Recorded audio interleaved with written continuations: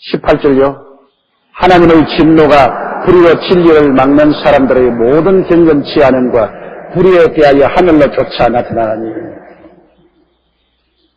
하나님이 왜 진노합니까? 아담과 하와가 하나님을 믿지 아니하고 배반하니까 아담과 하와에 대해서 진노하셔서 주님께서 내어 쫓지 않습니까? 그리고 하나님이 왜 소돔과 고모라를 멸망했습니까? 그들이 불의, 부정, 부패, 음란, 방탕이 극에 달했어요.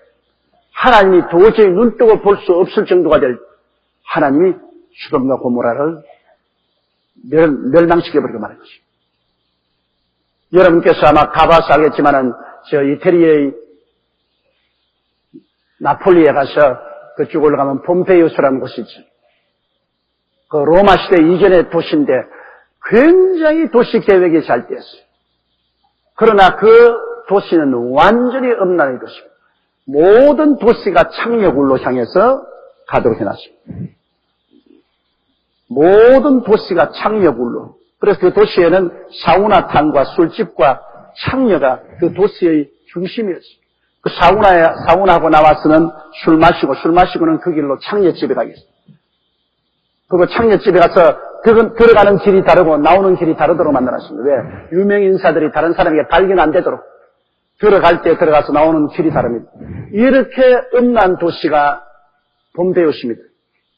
그러나 베수비우스 화산이 하루아침에 폭발했죠. 그 화산재가 그 폼페이우스를 완전히 덮어버렸죠. 순식간에.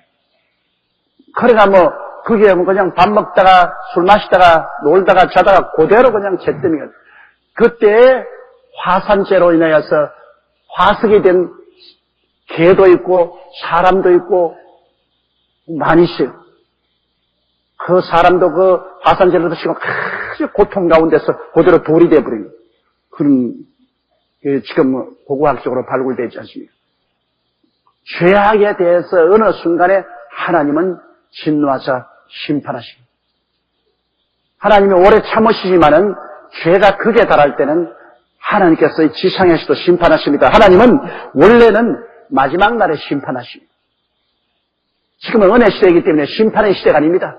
죄를 지어도 회개하기를 기다리는 은혜 시대이기 때문에 하나님이 좀처럼 죄에 대해서 순식간에 심판하지 않습니다만 한 개인이나 사회나 국가의 죄가 도저히 용납할 수 없는 극에 달했을 때는 하나님이 심판하시죠.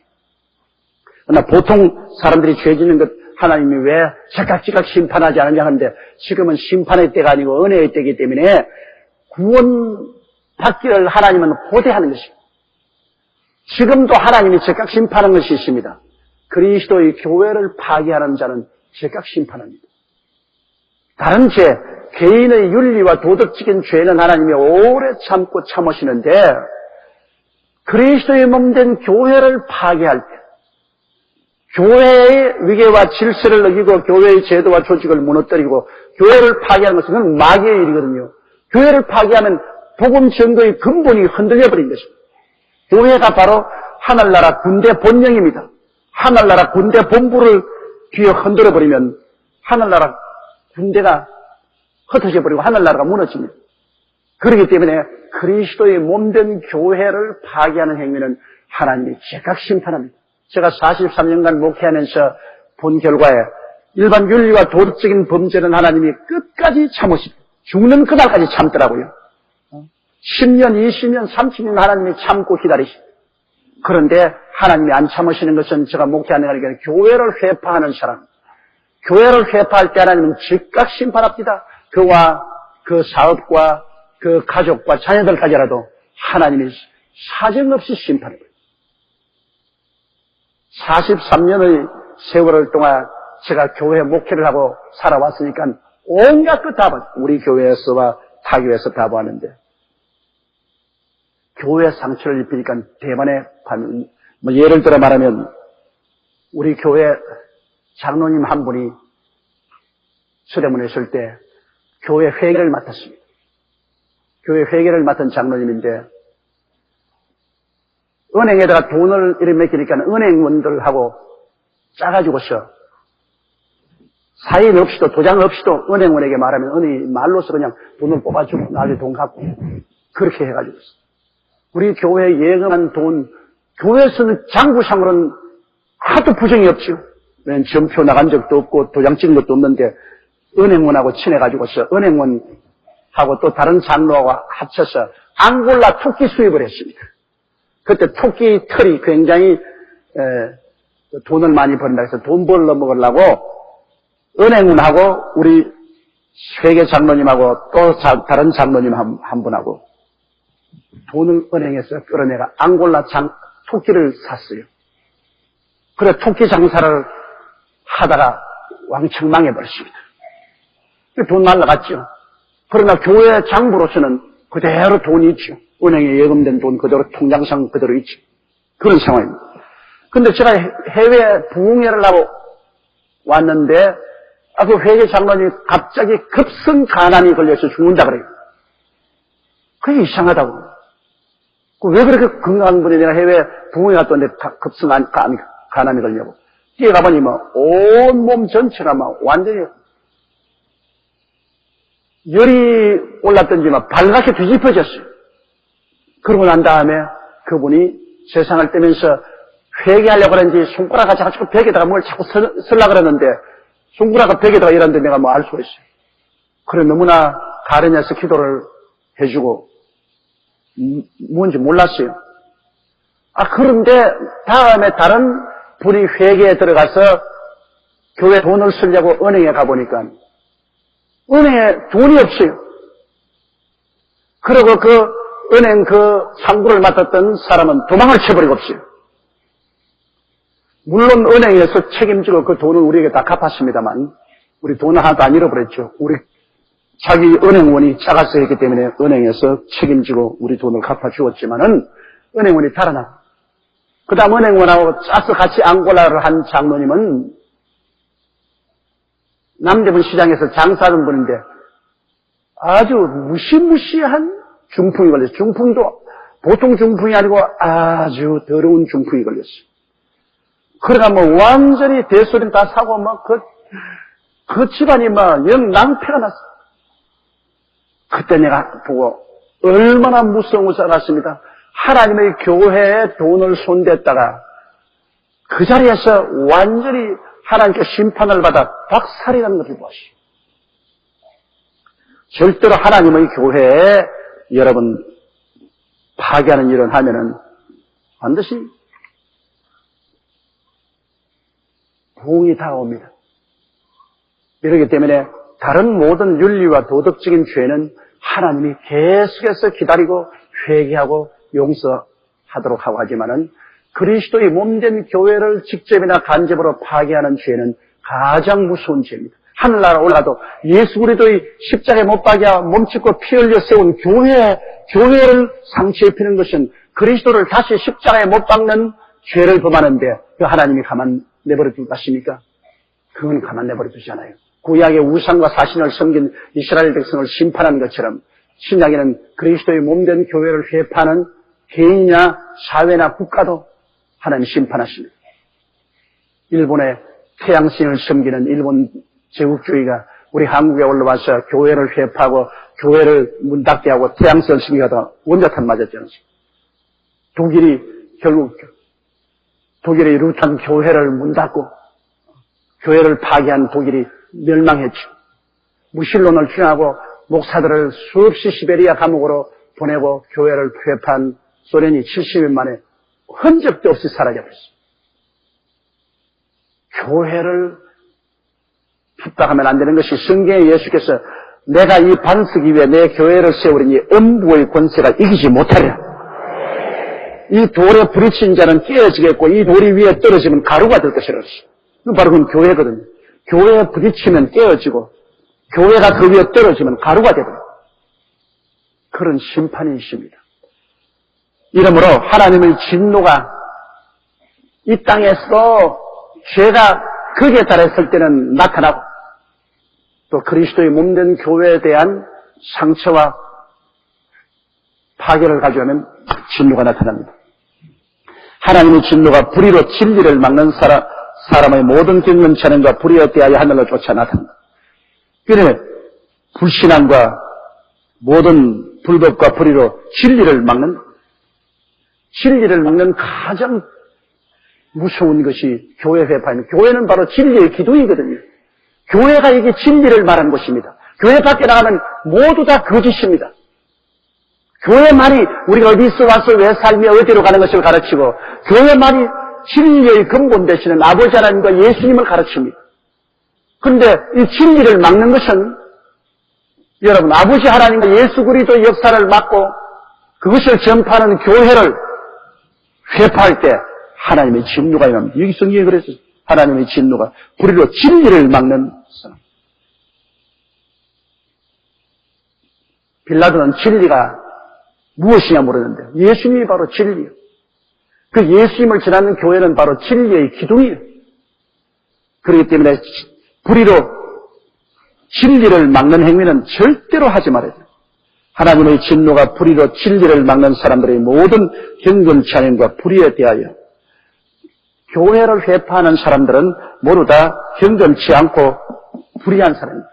여러분 정말 예수 잘 믿고 경건한 사람, 성령이 충만하고 경건한 사람은, 거룩한 사람은 얼마나 교회를 사랑하고 교회를 품에 안고 교회를 섬기는지 몰라요. 교회가 바로 경건의 중심이기 때문에, 의의 중심이요 경건의 중심이 교회이기 때문에 의로운 사람이나 경건한 사람은 교회를 사랑하고 교회를 받들어 섬깁니다. 그러나 불의한 사람이나 경건치 않은 사람은 와서 진리를 가로막고 교회를 회파합니다. 거기에 대해서는 하나님의 진노가 임하신다는 것을 여기에 말하고 있습니다. 우리가 이것을 꼭 마음에 기억해야 돼요. 하나님의 진노가 불의로 진리를 막는 사람들의 모든 경건치 않은가 불의에 대하여 하늘로 쫓아 나타난다. 그런 사람들은 개인적인 행위도 경건치 아니하고 그 행위도 불의한 사람들이 결국 그것을 가지고 하나님의 진리를 막고 교회를 회파하고 하나님의 역사를 막습니다. 여러분 교회를 막는 데는 여러 가지 이유를 많이 대놓아요. 교회를 사랑하는 무슨 동지라든지 무슨 정의를 위하는 동지라든지 교회를 사랑하든지 정의를 위하든지 어떻게 말은 온갖 것 붙여놔도 결국 교회를 회파하고 교회를 흔드는 것은 그들 마음속에 불의가 있고 불경건함이 있기 때문인 것입니다. 불의와 불경건한 것에 있어서 그런 사람들이 때로 뭉쳐서 진리의 기둥을 흔드는 것입니다. 그 얼토당토한 소리요, 주먹으로 바위치는 것이요, 어디에 그리스도의 몸된 교회를 흔들어 보려고 합니까? 그리스도의 교회가 불의나 불경건한 사람들에 의해서 흔들리지 않습니다. 그렇기 때문에 우리는 신앙생활할 때 절대로 교회에 회방되는 일은 하지 말아요. 교회에 상실되는 일은 하지 말아요. 겉으로는 정의로운 사람들 같이 보이지만 모두 다 불경한 사람, 불의한 사람들이 그런 짓을 합니다. 그것은 하나님의 심판이 꼭 나타납니다. 이 성경에 그렇게 하늘로 쫓아 나타납니다. 그럼 19절요. 이는 하나님을 알만한 것이 저희 속에 보임이라 하나님께서 이를 저희에게 보이셨느니라. 여러분, 하나님을 알만한 것이 저희 속에 보임이라는 것은 오늘 이 세상 사는 사람 중에 머리를 하늘로 둔 사람 치고 양심에 손을 얹고 순수한 마음이 되면은 하나님을 모를 사람이 누가 있습니까? 여러분, 저 하늘을 쳐다보고 저 무수한 별들의 신비를 보십시오.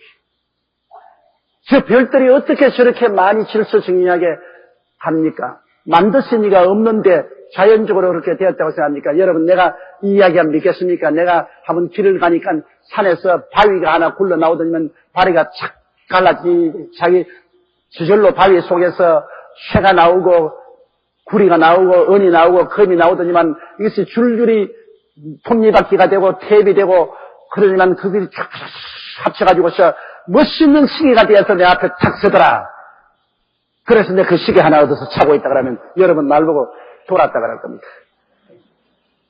세상에 왜 갑자기 저렇게 미친 소리 하냐.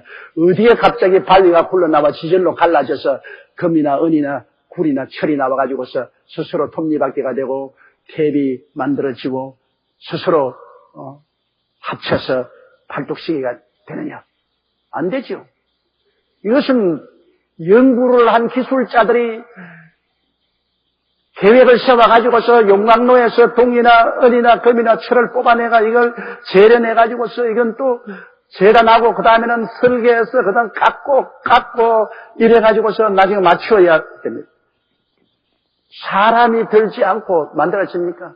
성경에 집마다 지은이가 있는데 천지를 지으시는 하나님이시라. 여러분 집도 사람이 안 짓고는 되지 않아요.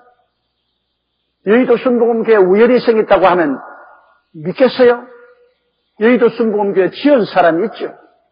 성도들이 헌금하고 제가 계획하고 그 다음 건축업자들이 와서 수고하고 해서 이 교회 지은 것입니다.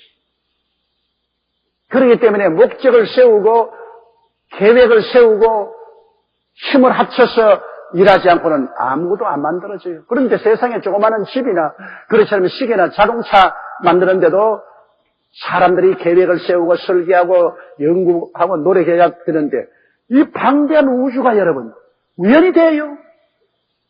어떻게 우연이 돼요? 일본의 유명한 유전학자는 항상 그는 종교를 안 가지고 있지만 늘 something great가 우리 인간을 지었다고 그렇게 말합니다. something great. 누군가 위대하신 분. 왜냐? 자기가 유전학을 전공해 보니까 인간의 이 세포 속에 저 같으면 저 70억 개의 세포가 있는데 저는 이 세포 70억 개 중 하나 속에 눈에 안 보이는 현미경적인 그 나사형 태포인데 태포에 40억 개의 유전 정보가 들어있어요. 우리가 살아가는 모든 유전 정보가 상세히 기록되어 있습니다. 그 자기가 하는 말이 도대체 이것은 우연히 그렇게 유전 정보가 40억 개나 되는 유전 정보가 나사형 AGCT라는 염기에 기록되어 있다고 하는데 그 자연적으로는 될 수도 없고 우연히도 될 수도 없고 이거는 누가 설계하고 계획해야만 이 사람이라는 이 위대한 이 몸을 만들어 놨는데 자기는 그게 누군지 모르겠지만 something great 누군가 모르게 위대한 분이 있어서 인간을 설계했다고 그 책에 늘 그렇게 하고 있습니다. something great. 우리가 조금만 마음을 열어놓으면 우주 만물이 우연히 되었다고 생각하는 사람은 그건 정말 천치 바보요. 지연이가 없이 이 우주 만물이 될 택이 없지요. 그러면 이 위험해서 못 삽니다. 언제 이것이 박살이 날지 모르니까. 지연이가 있어서 이것을 질서정연하게 만들어 놓았기 때문에 우주가 질서정연하게 가죠. 이러므로 하나님을 알만한 것이 모든 사람 속에 다 있습니다. 하나님께서는 인간에게 하나님을 알만한 그러한 지성과 감성을 넣어주었습니다. 그런데 이러한 지성과 감성이 죄로 말미암아 어두워져 버렸어요. 죄로 말미암아 어두워져. 아무리 두 눈이 있어도 빛이 없으면 뭐 캄캄해서 아무것도 안 보여요. 미국의 남부에 가니까 동굴 밑에 큰 호수가 있는데 그 호수에 있는 물고기는 눈이 없어요. 눈이 옛날 있은 흔적만 있고 눈이 없어요. 왜? 캄캄하게 어두우니까 물속에 돌아다니니까 눈이 필요가 없어. 눈이 튀어버리고 눈이 없어요. 그러니 오늘날 우리 지성과 감정과 양심이 하나님을 알만한데 죄가 와서 우리를 어둡게 만들어. 캄캄하게 만들어. 그 죄의 어두움 속에서 그만 우리의 지성과 감성이 무뎌져서 하나님을 볼 수 없어요.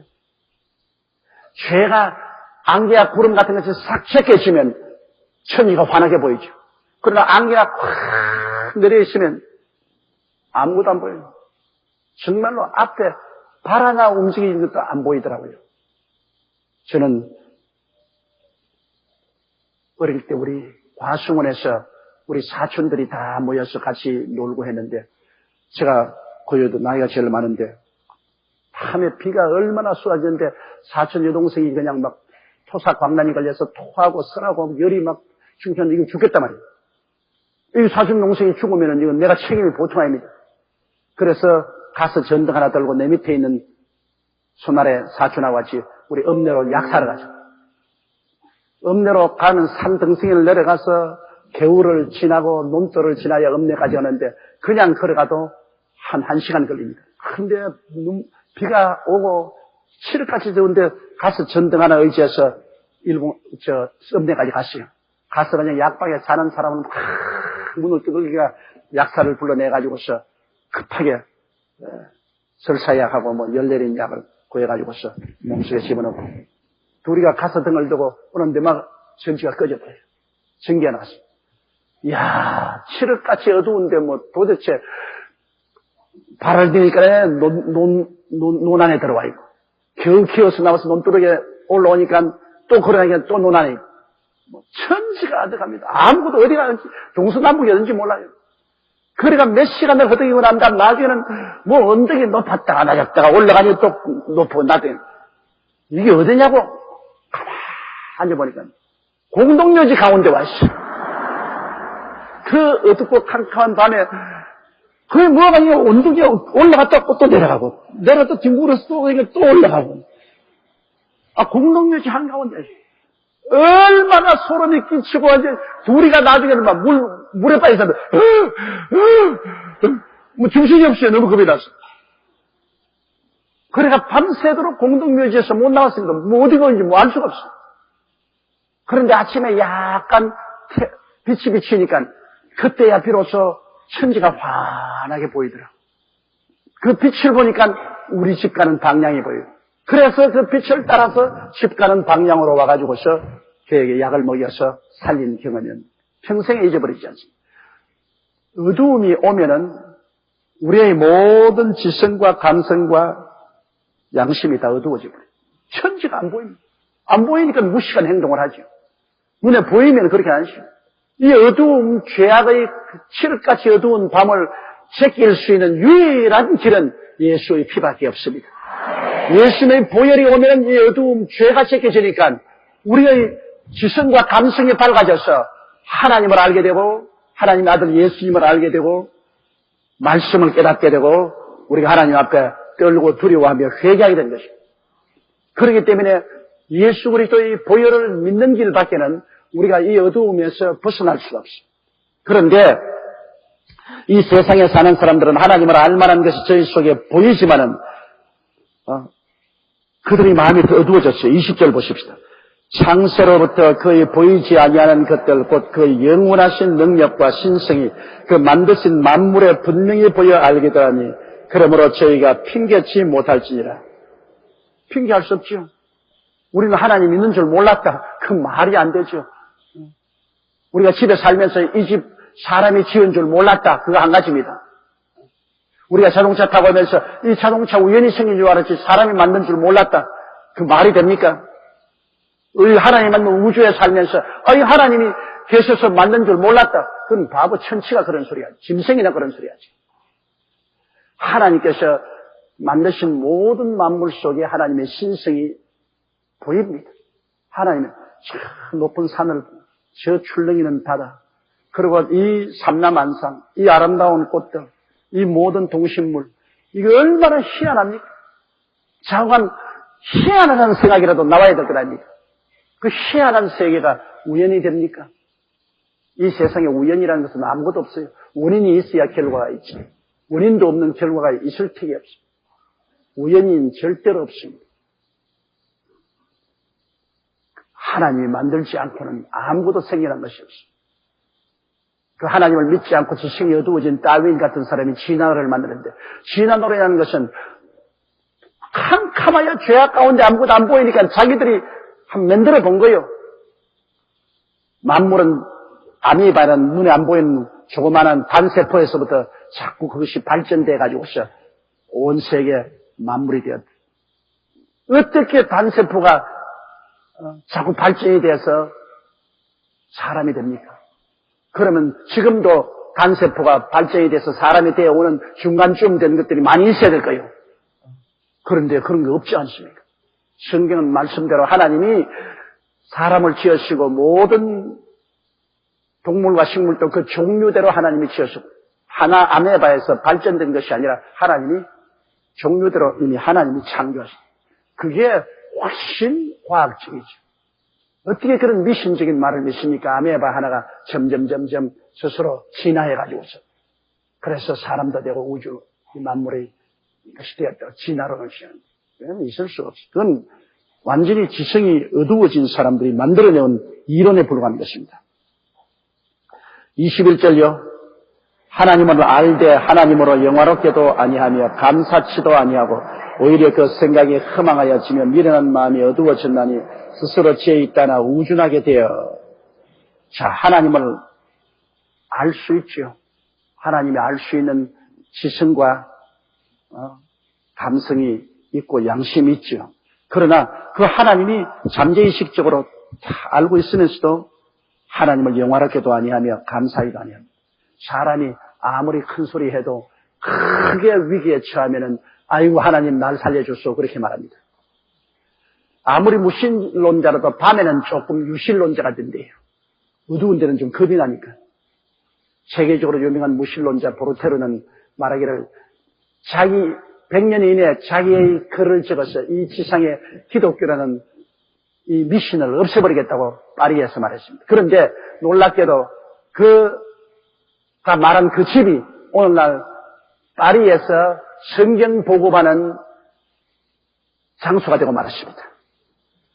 그가 글로서 100년 이내에 기독교를 없애버렸다는 그 자기 집이 오늘날 성경 보급소가 되었습니다. 보르테르의 그 이야기를 들어보면 재미있어. 미국에 무신론 강의를 하러 오다가 배가 파손됐는데, 배가 파손돼가지고서 겨우 허무직거리다가 널판지 쪽지 하나에 한 사람이 떠있기에 그 옆에 같이 붙어서 떴습니다. 떴는데 널판지에 엎드린 사람은 예수 믿는 사람이라 자꾸 하나님 구주해달라고 기도하는데 보르테르 아무 말도 안 하고 있으니까 내려가라고. 이 널판지는 내가 먼저 발견한 것인데 당신 기도 안 하려면 내려가라고. 그러니까 보르테르가 안 쫓겨나가려고 하나님 살려달라고 기도를.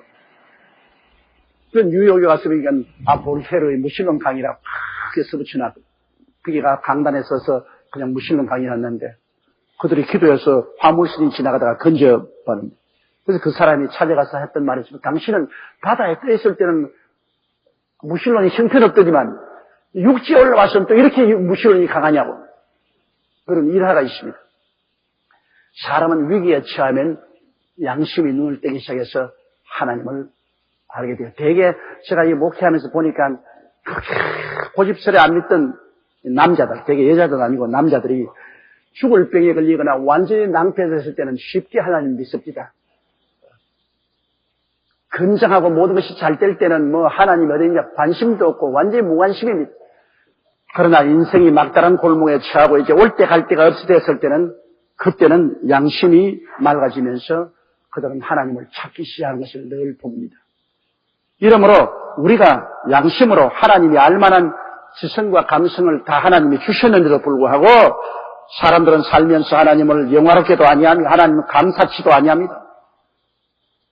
그래서 그 생각이 허망하여 뭐 세상에 그 육신의 정욕, 안목의 정욕, 이세상 자랑, 탐욕과 욕심만 따라서 허망하고 그리고 이 마음이 그렇게 되니까 마음이 어두워지고 미련하게 되죠.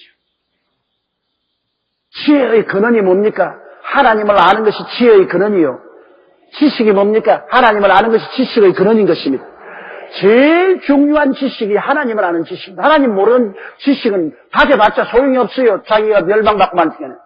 그리고 모든 위대한 지혜가 하나님을 아는 지혜가 가장 위대한 지혜죠. 그 이상 더 간 지혜죠. 하나님을 아는 것이 지식의 근본이요. 지혜의 근본인데 이를 무시해버리면 지혜도 무시해버리고 지식도 무시해버린 것입니다. 이 세상의 지식이나 지혜는 순간적으로 반짝하는 것 같지만은 그 이후로 인간을 영원한 멸망으로 끌고 갑니다. 그런 지혜와 지식이 무슨 필요가 있습니까? 멸망으로 끌고 갈 지혜와 지식이 무슨 필요가 있어요? 오직 예수 그리스도와 하나님 아버지를 아는 그 지식과 지혜는 우리를 영원히 살게 만들어주는 것입니다. 이게 진짜 지혜와 지식. 이걸 무시한 인간의 지혜와 지식은 그것은 엉터리입니다. 속이는 겁니다. 거짓입니다. 생명을 갖다 주지 못한 모든 것은 거짓이 아니고 무엇이겠습니까? 23절요. 썩어지지 아니하는 하나님의 영광을 썩어질 사람과 금수와 버러지 형상의 우상으로 바꾸었느니라. 사람이 얼마나 우준에 치면은 하나님을 대신에 잡신을 섬기는데, 세계에서 여러 곳에 가보면 희한한 데가 많아요. 대만에 가면은, 대만은 뱀을 신으로 섬기는 데가 있어요. 뱀을,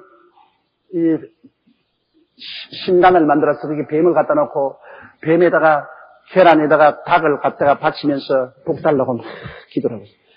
이 세상에 우준에도 유품수가 있지, 뱀을 보고 복을 달라고 기도를 해요. 뱀신을 섬기고.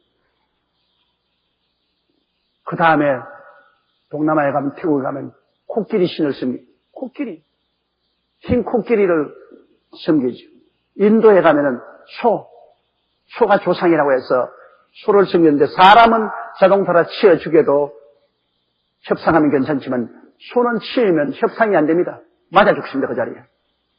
그들의 신이기 때문에. 또 그런 나라에냐면 또 원숭이를 신으로 섬기는 곳이 있어요. 거의 희한한 것 다 신으로 섬겨요. 그의 우상과 사신은 그건 말할 필요 없거냐. 이런 동물들, 이런 버러지 현상들, 이런 것을 신으로 섬기는 것을 볼 때 너무너무 기가 막힙니다. 사람이 어떻게 그런 걸 섬깁니까? 그러나 그 섬기는 사람은 굉장히 지성으로 섬긴다고요. 아주 정성으로 섬겨요. 그게 얼마나 사람이 우준하고 미련하게 돼서 그렇습니까? 뱀이 어떻게 복을 줍니까? 코끼리가 어떻게 신이 되며, 원숭이가 우리를 어떻게 구원합니까? 얼토당토하는 짓이죠. 그러나 그렇게 현재 하고 있어요. 이 21세기 문명된 세계 속에서도 지금 세계 가면 도처에서 이런 일들이 있어요. 거기에다가 사람들은 황금을 신으로 섬기고 권력을 신으로 섬기는 사람은 일반 세계가 다 그러잖아요. 출세를 신으로 섬기지 않습니까? 권력을 얻고 돈을 얻고 출세하기 위해서는 수단과 방법을 가리지 않은, 그건 일종 마음의 우상인 것입니다. 참 하나님을 버리고 우준해진 사람들은 아주 무식하게 되어서 마귀가 끄는 대로 온갖 짓을 다 합니다. 24절요. 그러므로 하나님께서 저희를 마음의 정욕대로 더러움에 내어 버려두사 저희 몸을 서로 욕되게 하였습니다. 이 사람들이 영적으로 하나님을 저버리고, 그리고 마음에 지성이 부패하고 버림을 당하면 그 다음에는 하나님이 그들이 정욕대로 내버려 놓습니다. 하나님께서 하나님을 아무리 하나님 불러도 대답하지 아니하고, 하나님이 아무리 구원을 해도 구원에 응답하지 않습니다. 영적으로 죽었고 마음으로 부패했고 육적은 정욕으로 완전히 노예가 되었으니, 그러므로 하나님은 그런 사람을 자기 정욕대로 던져버립니다. 너 일생 동안 그렇게 살다가 지옥으로 가라. 하나님께서 그 정욕대로 내버려버렸습니다. 그래서 저희 몸을 서로 욕되게 했으니, 25절요. 이는 저희가 하나님의 진리를 거짓으로 바꾸어 피조물을 조물주보다 더 경배하고 섬김이라. 주는 곧 영원히 찬송할 이시로다. 안 믿는 저들이 하나님의 진리는 예수 그리스도를 믿는 그 신앙 속에 들어오지 아니하고, 이 예수 그리스도와 하나님을 섬기는 그 신앙을 저버리고 거짓 것으로 바꾸어서 우상과 사신과 피조물, 하나님 만드는 이 피조물을 하나님 창조한 조물주보다 더 경배하고 섬기니, 이게 말이 아니죠. 지음을 받은 것을 섬기고 지은 자를 섬기지 아니하는 이런 어리석음이 있습니다. 여러분, 유일하게 우주에서 존경을 받을 분은 하나님 아버지와 우리 주 예수밖에 없는 것입니다. 아버지 하나님이 예수 그리스도를 통해서 만물을 짓고, 예수님은 성령의 권능을 통해서 만물을 지었어. 아버지와 아들과 성령 삼위일체 하나님이 우주 만물을 지었기 때문에 이 삼위일체 하나님만 영원히 경배를 받고 찬양을 받아야지. 하나님이 지어놓은 사람 숭배하고 뱀이나 코끼리나 원숭이나 그런 거 숭배하면 이건 도대체 하나님에 대한 얼마나 모욕입니까? 더구나 우리가 하나님의 형상과 모양대로 지음받은 인간이 이렇게 인간보다 못한 동물들을 신으로 섬긴다는 것은 하나님에 대한 모욕인 것입니다.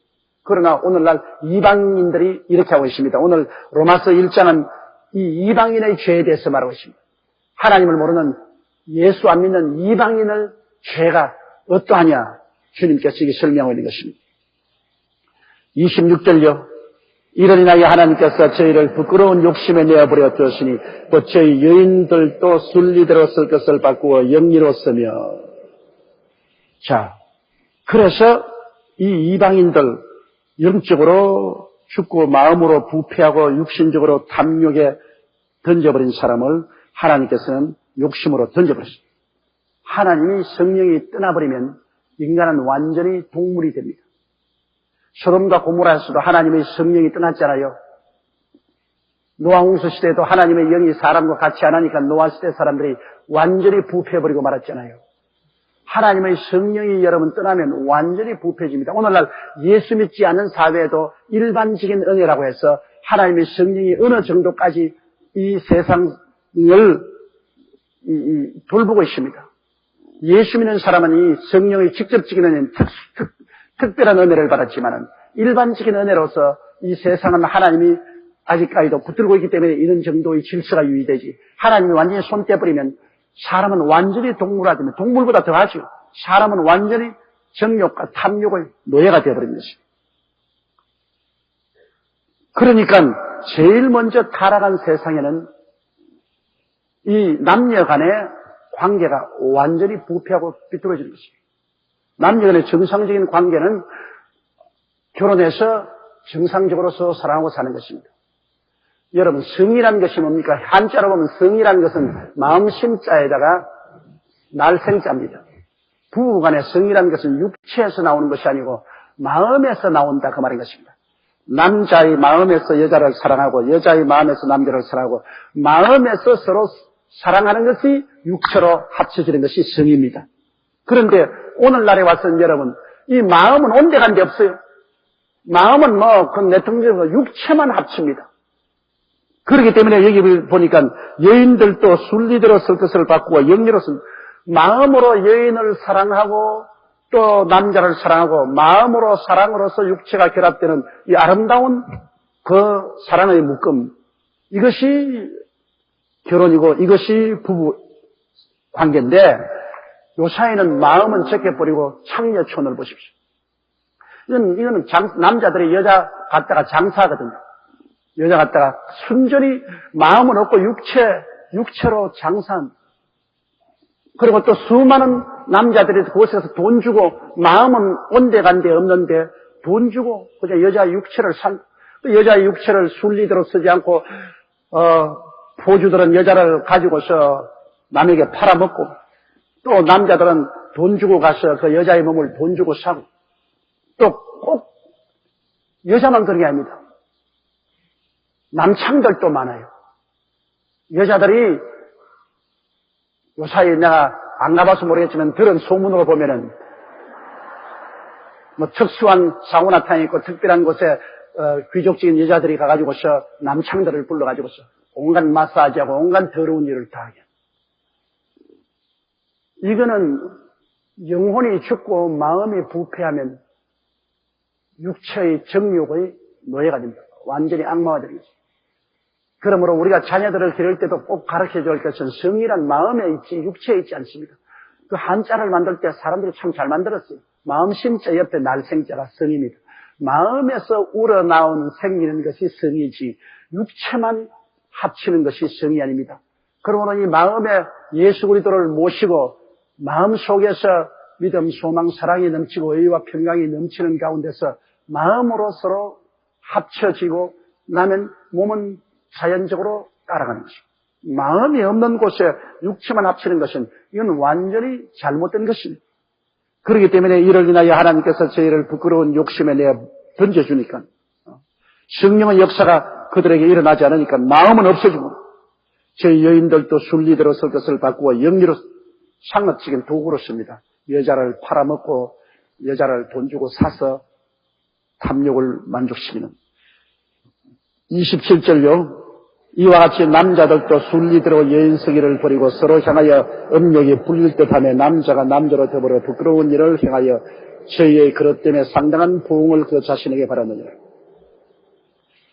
정상적으로 남자가 여자하고 살지 않냐고, 이건 완전히 잘못돼서 게이라는 것은 남자끼리 사는 거 아닙니까?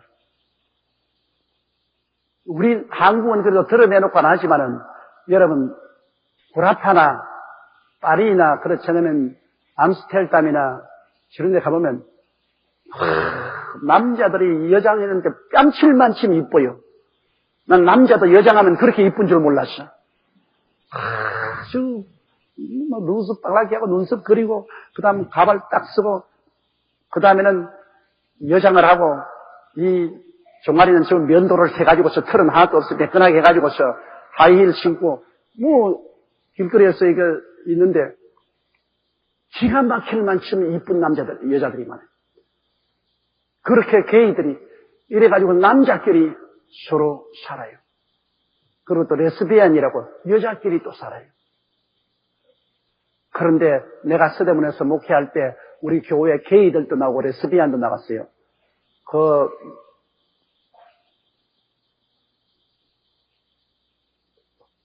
어딥니까,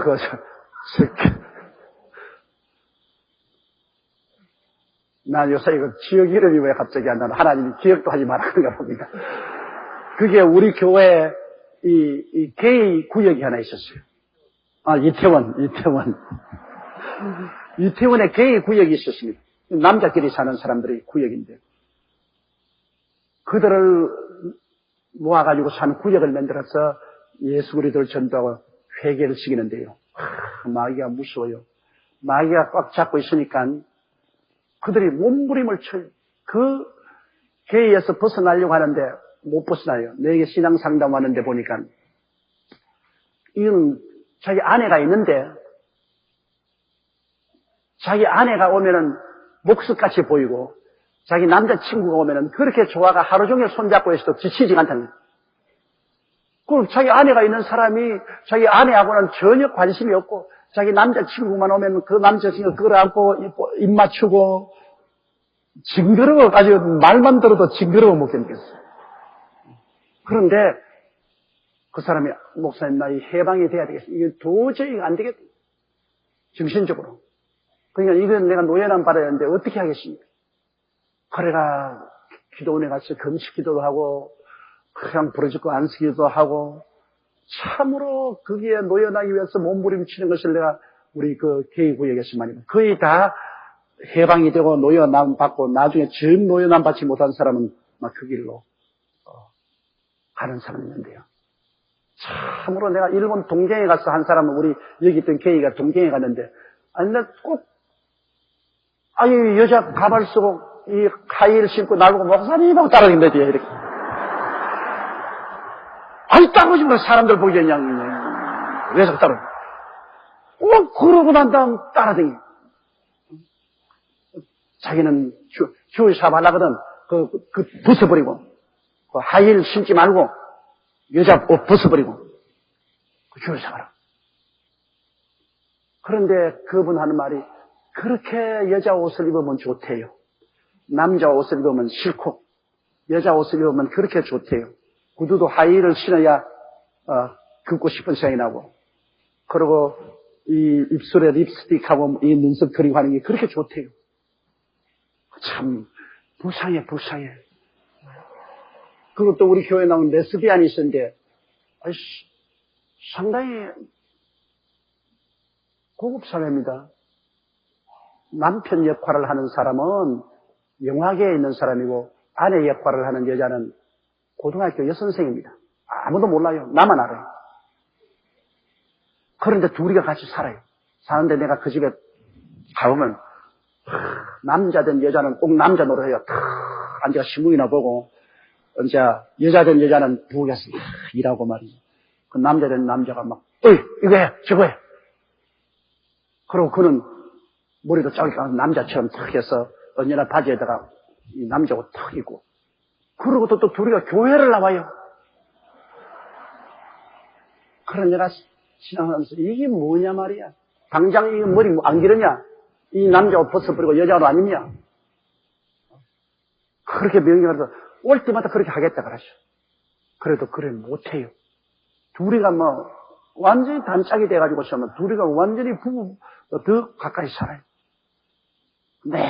내내 그것을 버리라고 했는데 나중에 내 앞에서 사라졌어요. 어떻게 되는지 모르겠어요. 그러니까 이거는 일종의 정신병이고 이것은 마귀의 역사입니다. 불쌍히 여겨야 돼요. 여러분, 나는 옛날에 그들을 상당히 아주 비하해서 보았는데요. 그들 세계에 돌아가 보니까 몸부림이에요. 그곳에서 벗어나기 위해서 몸부림을 쳐요. 그러면서 어떤 분 말하기를 목사님 태어날 때부터 이렇게 태어났는데 어떻게 합니까? 우리는 태어날 때부터 이렇게 태어났어요. 남자가 싫고 여자가 싫고 남자가 좋고 이거 어떻게 합니까? 목사님이 고쳐줘야 되죠. 그래서 붙잡고 기도하고 눈물을 흘리고 많은 사람이 건징을 받았지만은 또 건징을 못 받은 사람이 있어요. 우리 교회 자매님 한 분은 아들이 있는데 아들을 내게 기도받으러 하는데 얘가 어머니하고 어디 나가더라도 남자만 보면 싱글싱글 웃는다 그러거든. 인물이 잘나고 참 남자 있으면 그 남자만 보고 싱글싱글 웃고 여자는 보면 막 보려고 다녀요. 그래서 그 어머니가 내게 데리고 왔어요. 어찌하면 좋겠냐고. 그래서 제가 그 붙잡고 기도도 많이 하고 눈물도 많이 흘리고 그를 선도하는데 우리가 그들을 정죄하지 말고 불쌍히 여겨야 되는 것입니다. 그 무거운 굴레에서 벗어나지 못하고 괴로워하는 사람들을 불쌍히 여겨야 돼요. 세계적으로 이러한 사람들이 너무나 많습니다. 옛날에는 그렇게 많지 않았는데 오늘날은 이런 수가 굉장히 많아졌어요. 그렇기 때문에 우리가 불쌍히 여겨야 됩니다. 그래서 이 성경에도 이와 같이 남자들도 순리대로 여인서기를 버리고 서로 향하여 음욕이 불릴 듯하며 남자가 남자로 더불어 부끄러운 일을 행하여 저희의 그릇 때문에 상당한 보응을 거자신이라는 이것이 요새 에이드 아닙니까? 왜냐하면 에이드가 어디서 나왔습니까? 정상적인 부부 생활에서 나온 거 아닙니다. 게이들이 남자와 남자끼리 성관계 하다가 그로부터 올라온 병이 이게 에이드 아닙니까? 이제는 그 에이드가 여자에게도 올라가지고서 이제는 게이뿐 아니라 보통 정상적으로 사는 사람도 에이드가 많지 않습니다. 이 아프리카는 지금 에이드로 무너져가고 있어요. 아프리카의 국가의 50%인지 90%의 아프리카 사람들은 에이즈에 걸려 있어요. 이들을 돕지 않으면 이 사람은 10년 이내에 아프리카는 그냥 멸망입니다. 에이즈로 지금 통계적으로 나와 숫자에 보면 죽은 사람이 또 1000만 명이 넘습니다. 지금도 에이즈에 걸린 사람이 통계로 나온 숫자가 3000만 명이 넘는데 그것은 이미 통계로 나온 것이고 숨어서 에이즈에 걸린 사람이 얼마나 많습니까? 우리 한국에도 지금 에이즈, 숨어서 에이즈에 걸린 사람이 굉장히 많습니다. 이러므로 아주 조심해야 돼요. 특별히 남자들이 조심해야 돼요. 여자들은 억울하게 죽는 여자들은 얼마나 억울합니까? 남편이 말이야 바람 피워가지고서 에이즈 가지고 와서 아무 죄도 없는 여자에게 에이즈 걸리길래 얼마나 억울한 죽음을 죽습니까? 이렇기 때문에 오늘날에 와서는 우리가 정말로 이 사회의 이 범죄에 대해서 우리가 경각심을 가져야 되고 우리 자녀들 교육에 우리가 정말로 힘을 써야 됩니다. 더구나 아들들 가진 여러분들은 아들들에게 정말로 교육을 시켜야 돼요. 한참 젊은 혈기에 나가가지고서 조금 방종하면 그도 망하고 남도 망하게 해요. 이런 일이 없도록 부모가 교육을 시켜야 됩니다. 성에 대한 교육을 시켜야 돼요. 어릴 때부터. 성이라는 것은 육체의 결합이 아니고 영과 마음의 결합이라는 것. 영과 마음의 결합이 성이지 육체의 결합이 성이 아니라는 것을 철저히 가르쳐 주어야만 되는 것입니다. 28절요. 또한 저희가 마음에 하나님 두기를 싫어하며 하나님께서 저희를 그 성실한 마음대로 내어버려 두사 합당치 못한 일을 하게 하였으니 사람이 마음속에 하나님 두기를 싫어하며 하나님은 그 상실한 마음, 잃어버린 마음들을 내버려놓은 이 마음에 하나님 두기를 싫어하면 그 마음에 누가 들어옵니까? 공중의 권세한 원수 마귀가 들어오지 않아요. 원수 마귀는 빛을 등진 어두움이기 때문에 어두움에는 얼마나 어두움의 일들은 많이 쓰는 하나님은 빛이시라 거기는 어두움이 없나니라. 하나님이 마음에 들어오시면 어두움이 자꾸 밝아지기 때문에 어두움이 있지를 못해요. 그러므로 어두운 행실이 자꾸 없어지고 밝은 행실이 들어오지만 하나님이 마음에 떠나서 빛이 사라지고 어두운 마귀가 들어오면 어두운 가운데 모든 부정부패가 나오죠. 그러므로 하나님을 마음에 두기를 싫어하면 하나님이 그를 내버려 놓으면 그 속에 공중에 권세한 원수 마귀가 점령하면 계속해서 부패가 그 마음속에 꽉 들어차게 되는 것입니다. 오늘 이 이방인의 세계, 하나님을 믿지 않는 이방인의 세계에 대해서 말하고 있는데, 이방인의 세계, 여러분, 하나님이 일반적인 은혜로서 그래도 이방인의 세계를 이렇게 붙들어주고 있기 때문에 이런 정도지요. 나중에 하나님의 영이 완전히 공중으로 들려 올라가 버리고 난 다음에는 이 세계는 이루 말로 다 할 수 없이 부패하고 마는 것입니다. 우리 마음속에 하나님이 있다는 것이 얼마나 중요합니까? 마음은 성전입니다. 그러므로 마음에는 하나님이 계시든지 안 그러면 마귀가 있습니다. 마음은 빌 수가 없어요. 그러므로 우리 마음속을 성전 삼고 하나님이 계시면 하나님 빛이시라 자꾸 어두움이 들어와도 쫓겨나가요. 어두움이 쫓겨나가요. 그러나 우리의 마음속에 빛이 사라지면, 어두움이 점령하면 우리는 도저히 사람으로서 어찌할 수가 없지. 사람이 아무리 윤리와 도덕적인 교육을 시킨다고 해도 교육은 머릿속에 들어오는 것이고 어두움은 마음에 들어오는 것이고, 이 머리는 마음이 움직이는 대로 따라가는 겁니다. 교육을 아무리 시켜도 이 마음이 정화되지 못하면 언제나 어두움의 일은 그대로 나가는 것입니다. 교육을 받으면 교육받은 죄인이요, 교육을 안 받으면 교육 안 받은 죄인이요, 그 차이밖에 없는 것입니다. 마음에 누가 들어와 있는가, 주인이, 그게 중요한 것입니다. 그러면 이방인들의 상실한 마음을 보십시다. 29절요. 곧 모든 불의, 추악, 탐욕, 악의가 가득한 자요, 시기, 살인, 분쟁, 사기, 악독이 가득한 자요, 수군수군하는 자요. 이야, 이거 일일이 다 파헤쳤네요. 곧 모든 불의, 정의로움을 부인하는 것이 불입니다. 추악은 더러운 것이고, 탐욕은 욕심이고, 악의는 남이 못되게 언제나 해를 끼치는 것이고, 시기는 남 잘 뜨는 것 시기하는 것이고, 살인은 죽이는 것이고, 분쟁은 서로 물고 치고 싸우는 것이고, 사기는 속이는 것이고, 악독은 고통을 가져오는 것, 자기도 괴롭고 남도 괴롭히는 것이고, 그리고 모이면 수군수군해서 남을 참수하고, 그 다음 30절요. 비방하는 자요, 하나님을 미워하시는 자요, 능욕하는 자요, 교만한 자요, 자랑하는 자요, 악을 도모하는 자요, 부모를 거역하는 자요. 비방, 남을 자꾸 부정적으로 말하는 자요. 그리고 하나님을 미워하시는 자요. 하나님도 미워하고 자기들도 하나님 미워하고, 능욕, 남을 욕되게 하는 자, 남을 욕먹게 하는 자, 교만한 자, 자기 잘났다고 하는 자요, 자랑하는 자요, 자기를 내세우는 자요, 악을 도모하는 자요, 선을 없애버리고 선 대신에 악을 도모하는 자요, 부모를 거역하는 자요. 부모 거역하는 것은 오늘날 세계적인 현상으로 나오고 있지 않습니까? 부모를 거역한 자요. 그 다음 31절요.